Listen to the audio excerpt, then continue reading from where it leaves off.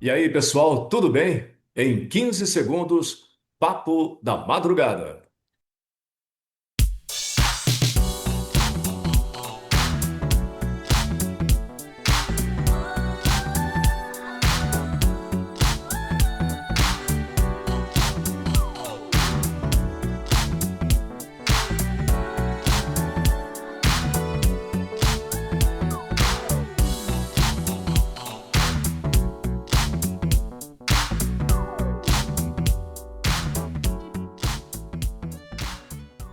Uma ótima noite para você e para você também, Marcelo Campos. Tudo bem com você? Boa noite, Ronaldo. E o meu boa noite especial aí para nossa audiência, né? É isso aí. E esse vai ser o nosso último Papo da Madrugada do ano, né? Nós vamos dar uma pausa para as festas de fim de ano e voltamos em janeiro. Mas nós vamos começar o programa de hoje falando da dosimetria. Dessa vez ainda não passou a anistia, né, Marcelo? Olha, Ronaldo, tem que ser uma coisa, um passo, vamos dizer assim, de cada vez, né? Fizeram de tudo, você viu aí, para agradar o governo e o Supremo antes dessa última crise, né? Para o governo e aliados era muito melhor a dosimetria do que a anistia.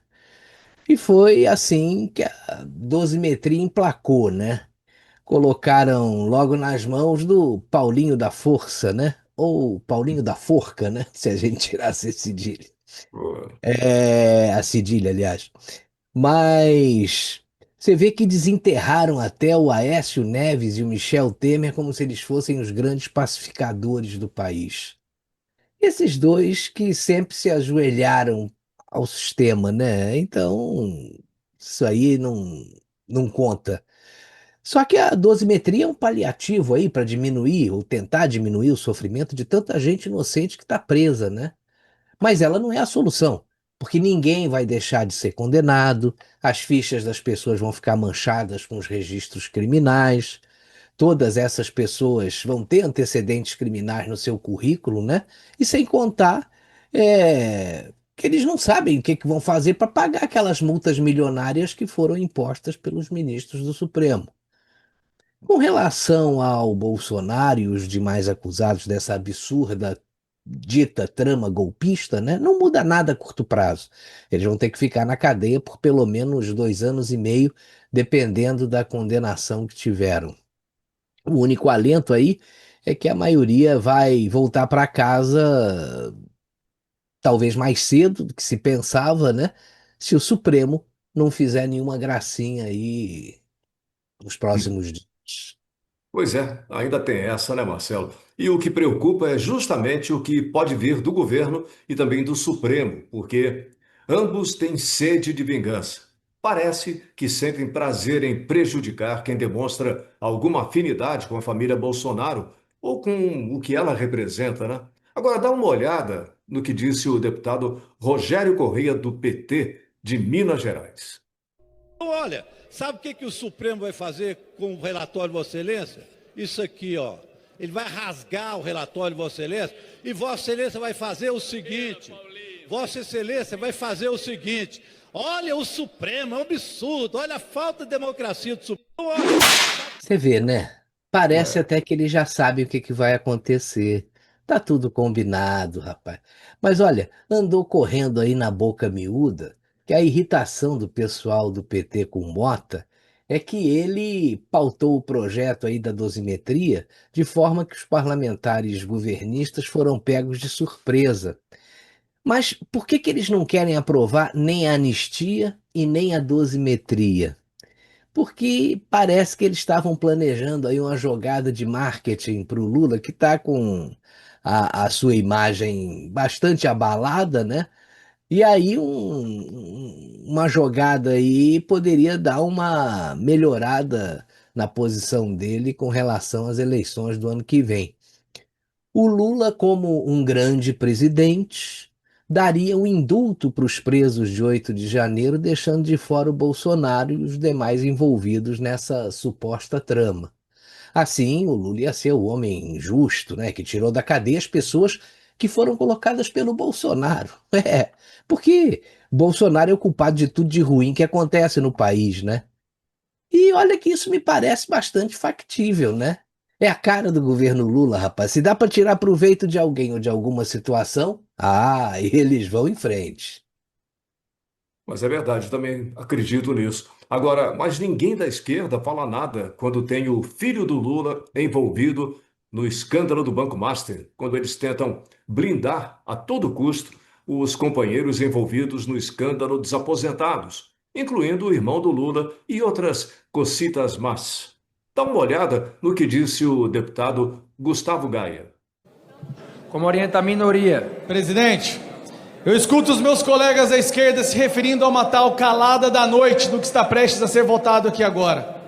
Calada da noite, presidente, é o que eles fizeram com os velhinhos do roubo do INSS, que foi parar no bolso do filho do Lula. Calada da noite é o dinheiro que o irmão do Lula recebeu. Calada da noite é tentarem blindar o que aconteceu no Banco Master.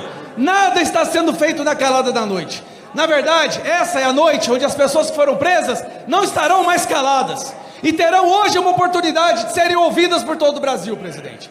Então, nessa tentativa de retirar de pauta, o nosso voto é obviamente não. Foram 3 anos de sofrimento e perseguição. Pessoas inocentes que estão agora esperando voltar para os braços das suas famílias. Então, a nossa orientação da minoria é não. E não será na calada da noite. Essa será a noite mais viva e mais barulhenta desse mandato em Brasília. Como orienta.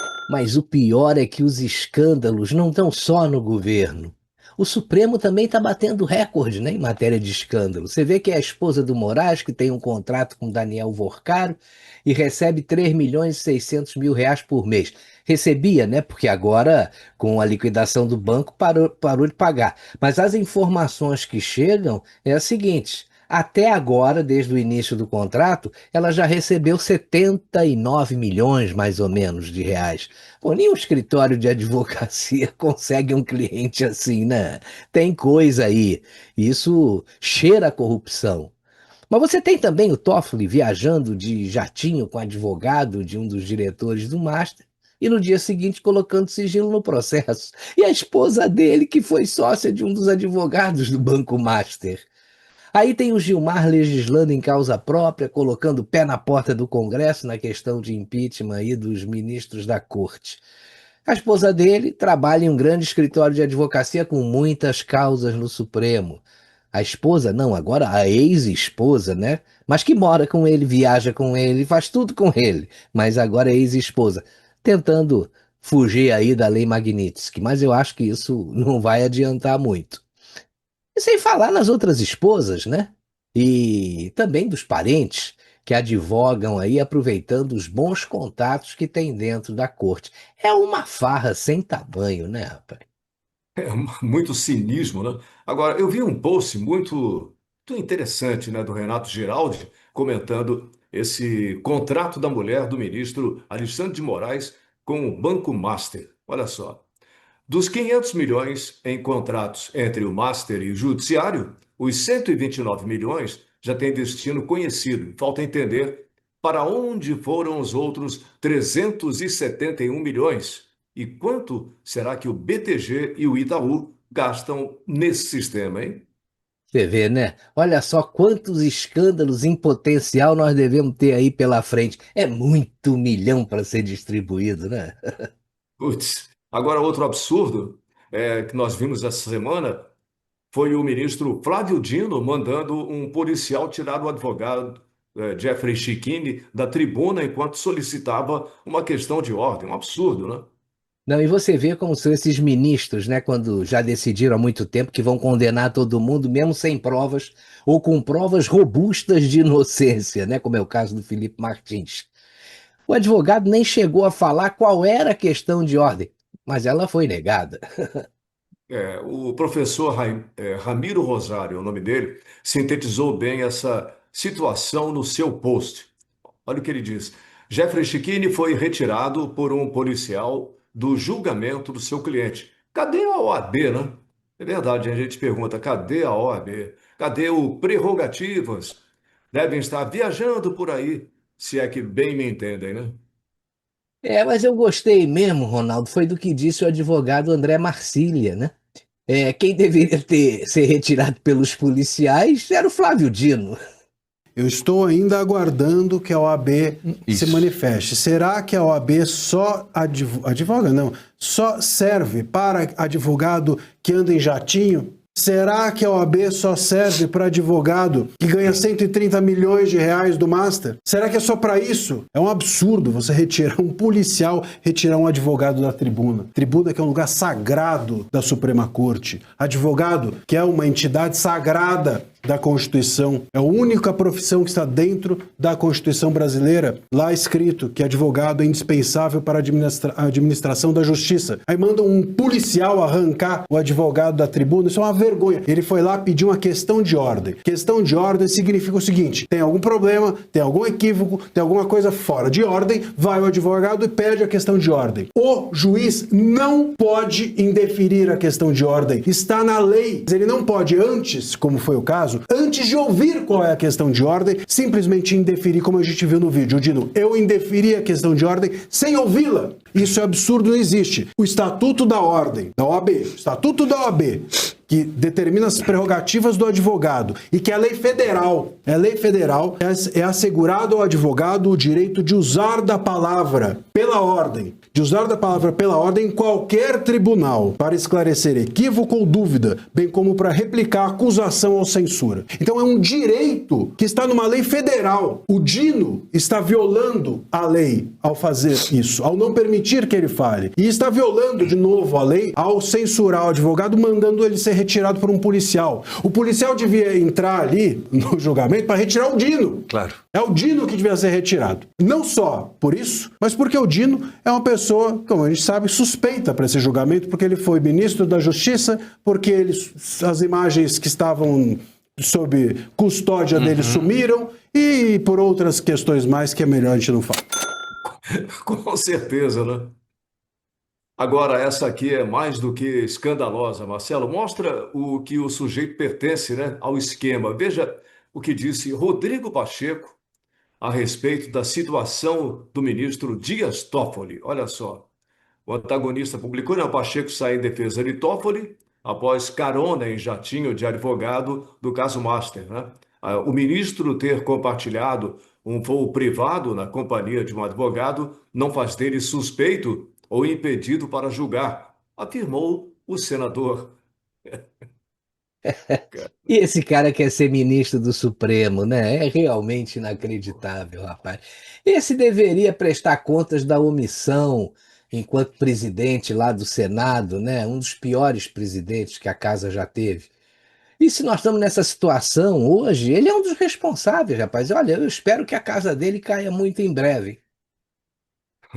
E a pré-candidatura do senador Flávio Bolsonaro, bom, esse aí deixou muita gente de calça arriada, né? Ah, com certeza, rapaz. Porque os oportunistas de plantão estavam de olho no espólio do ex-presidente Jair Bolsonaro, né? Só que ele fez uma jogada de mestre, colocando seu filho como seu sucessor político. Aí a turma ficou perplexa, né? O pessoal ficou tonto, ainda demorou para digerir. E essa perplexidade aconteceu do Centrão até o Supremo, passando pelo governo. Se eles estavam pensando que iam se livrar do nome Bolsonaro nas urnas, eu acho que eles entraram pelo cano, viu? É. E muita gente ficou preocupada mesmo, tanto que esse pessoal já acionou os institutos de pesquisa do consórcio para despejar, né, informações sobre as vantagens de Lula sobre ele, né? O Datafolha cumpriu a tarefa, né? No dia seguinte, Ah, já mandou nada lá dúvida. que Lula batia no Flávio Bolsonaro. Só que ninguém esperava o que a Veritas Pesquisas divulgou, né? E foi um empate entre o Lula e o Flávio Bolsonaro. E olha que a campanha nem começou, né? O Flávio não fez nada ainda. Isso deve ter deixado a esquerda, a imprensa e até a Faria Lima de cabelo em pé, rapaz. É verdade. Agora, mas o que vai deixar esse pessoal careca de vez é o longa-metragem sobre Bolsonaro, o filme Dark Horse, o Azarão, né? Com estreia prevista para 2026, já começa a provocar uma forte repercussão internacional antes mesmo de chegar aos cinemas. A produção retrata a trajetória de Jair Bolsonaro desde sua ascensão política, até a eleição presidencial de 2018, incluindo o atentado à faca sofrido durante a campanha em Juiz de Fora, Minas Gerais.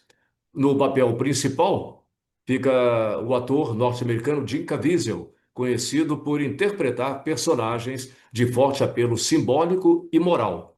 Ele ganhou notoriedade em 2004 ao interpretar Jesus no drama épico Paixão de Cristo, dirigido pelo Mel Gibson. A direção de Dark Horse é assinada por Cyrus Nowrasteh, com o roteiro do deputado federal Mário Frias. O longa está sendo rodado em inglês e tem produção internacional. Esse filme promete, hein, Marcelo? Olha, segundo os produtores, o filme Dark Horse quer ir muito além do episódio do atentado, né? A proposta é construir e reforçar uma imagem pública de Jair Bolsonaro como esse vencedor improvável, né? Quase um personagem épico.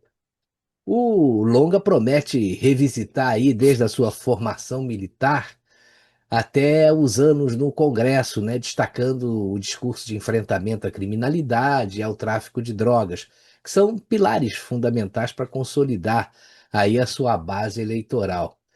O trailer que já está rodando nas redes, ele não economiza da dramaticidade, não, rapaz. É estética pesada, é aquela, vamos dizer assim, narrativa épica, né?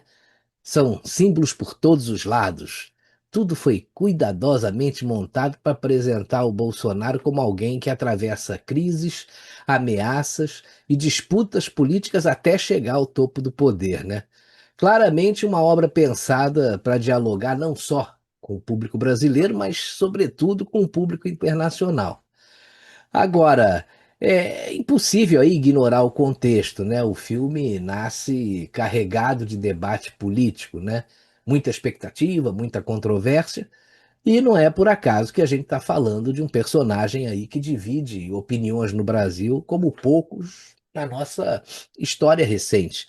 E com certeza deve se tornar um dos filmes mais discutidos no cenário geopolítico e cinematográfico da próxima década, eu arriscaria isso. Agora, eu não duvido que se esse pessoal do STF continuar fazendo o que está fazendo, que eles ano que vem, por ser um ano eleitoral, proíbam a veiculação desse filme, hein? Ah, escreve o que eu estou te falando aqui. Mas no fim das contas, é o público quem vai decidir se está diante de uma obra reveladora ou mais uma peça dentro da guerra política e também da narrativa que está dominando aí o país hoje. Verdade. Então, vamos ver o trailer, né? Vamos lá. Vamos lá.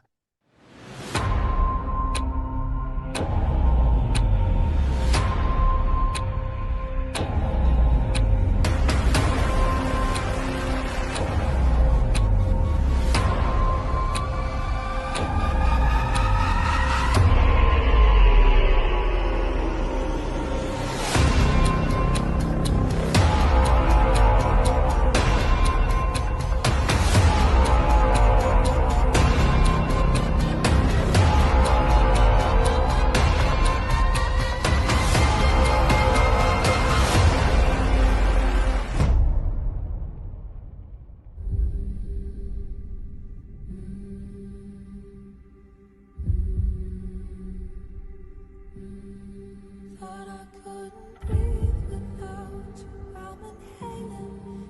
Thought I couldn't see without your perfect vision. Thought I couldn't last without you, but I'm lasting.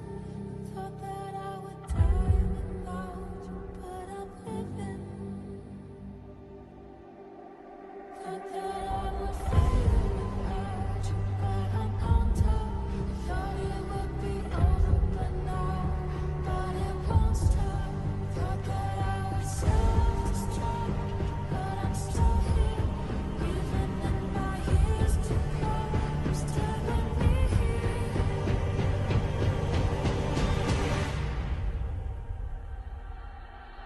I'm a survivor. I'm not gonna give up. I'm not gonna stop. I'm gonna work harder.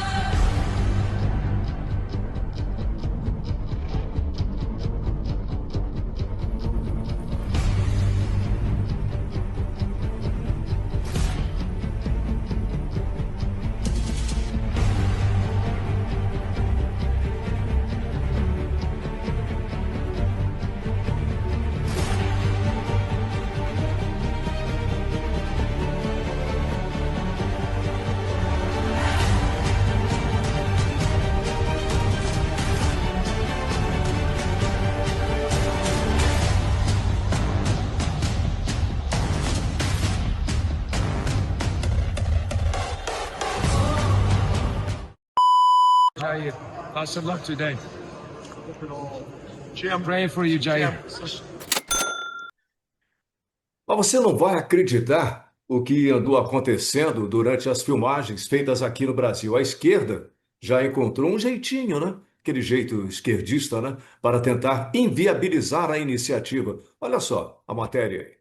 E o SATED recebeu, através do Reclame SATED, diversas denúncias, tanto da figuração quanto dos atores. Pessoal, a gente acabou de fazer uma fiscalização aqui no set do longa Dark Horse, que é um longa-metragem, uma coprodução americana e brasileira que está sendo rodada aqui em São Paulo. E o SATED recebeu, através do Reclame SATED, diversas denúncias, tanto da figuração quanto dos atores. Então nós viemos aqui com uma equipe de delegados sindicais, de associados que atuam ativamente na fiscalização. Também tivemos o Thiago Winter, que está gravando, o Diego Veloso, junto com o doutor Eduardo, nosso jurídico, a Tati Damasceno. E nós viemos aqui para conversar com a categoria, com os figurantes, com os atores aqui no set diretamente e principalmente com a produção do filme, né? Para a gente relatar tudo que nós recebemos e para que eles tomem medidas e providências para que os artistas sejam bem tratados dentro da regulamentação que a gente exige no SATED, né? E principalmente para apurar todas essas denúncias e encaminharem da melhor forma possível, né, Rubens? A gente vai fazer o acompanhamento de todas essas denúncias, não só da apuração, de como que eles estão tratando a gente. E a gente está aqui para mostrar que a gente está fazendo a fiscalização que tem que ser feita no estado de São Paulo, tá bom? Exato. Então, ó, você que é ator, atriz, figurante, técnico, enfim, você que é da categoria, o SATED está presente, as suas denúncias chegam e a gente tenta encaminhar da melhor forma possível para proteger o seu direito. Então, contem com o SATED presente, principalmente para você do audiovisual, ó, a gente está visitando sets, então ó, conta com a gente. Vamos fazer do estado de São Paulo um estado com as melhores condições do audiovisual, principalmente para você que é artista e técnico que trabalha aqui no estado de São Paulo. Olha, Ronaldo, o que aconteceu aí no set do filme Dark Horse não é apenas um absurdo isolado, né? É, na verdade, um retrato fiel, eu diria para você mais do que isso, um raio-x de como funcionam muitos sindicatos aqui no Brasil, né? Esse SATED, conhecido como Sindicato dos Artistas, ele resolveu aparecer, olha que coincidência, justamente no set de um filme que retrata a reeleição de 2018 e a trajetória do ex-presidente Jair Bolsonaro. A justificativa deles é fiscalizar condições de trabalho. Que coincidência, né? É claro que não é coincidência porcaria nenhuma, né? É óbvio que essa visita tem muito mais cheiro de pressão política do que preocupação com qualquer artista. E eu digo para você uma outra coisa, o mais curioso é o silêncio seletivo, né? Eu queria saber onde é que estava esse SATED aí, quando durante a COP30 lá do Lula, vários artistas, diria assim, dezenas de artistas reclamavam que ficaram meses sem receber. Onde é que estava a fiscalização? As notas oficiais, a famosa defesa da categoria, tudo isso desapareceu, rapaz. Nenhuma presença, nenhuma indignação, nenhum post. Olha, é aquela velha regra, rapaz. Quando o interesse é político, aparece urgência sindical. Quando a bronca envolve aliados do governo, aí fica tudo invisível. E é exatamente, rapaz, esse ponto, né?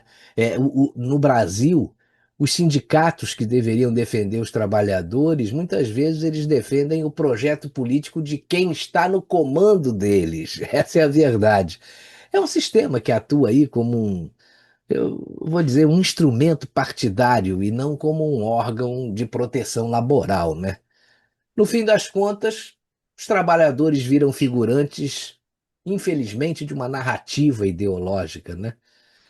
E agora com esse episódio, a tentativa de intimidar, sei lá, de atrasar ou até inviabilizar o filme que não agrada grande parte da esquerda ou a esquerda toda, né? Isso aí se tornou evidente. Mas a pergunta que fica é muito simples. Se até um filme biográfico, rapaz, desperta esse tipo de operação, o que isso revela sobre a liberdade artística e principalmente sobre a liberdade política no Brasil, hein? Pois é, Marcelo, agora, para conseguir resolver isso, né, é só com briga de cachorro grande, né? Porque se o cachorro for pequeno, uma máscara resolve, né?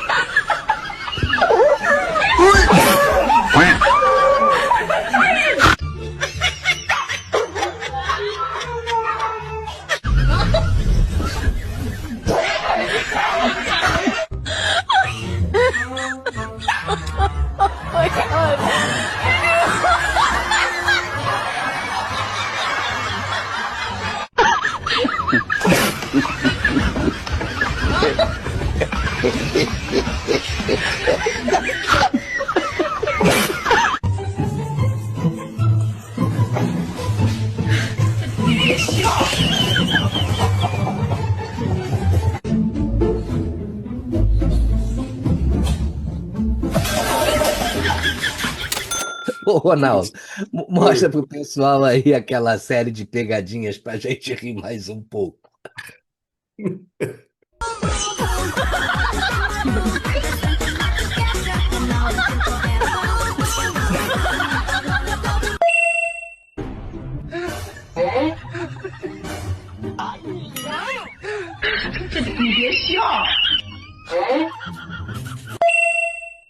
No te rindas jamás. Lo que te puede pasar en la lucha por las metas es que te vengas abajo y es una cuestión de ganar control en cualquier disciplina.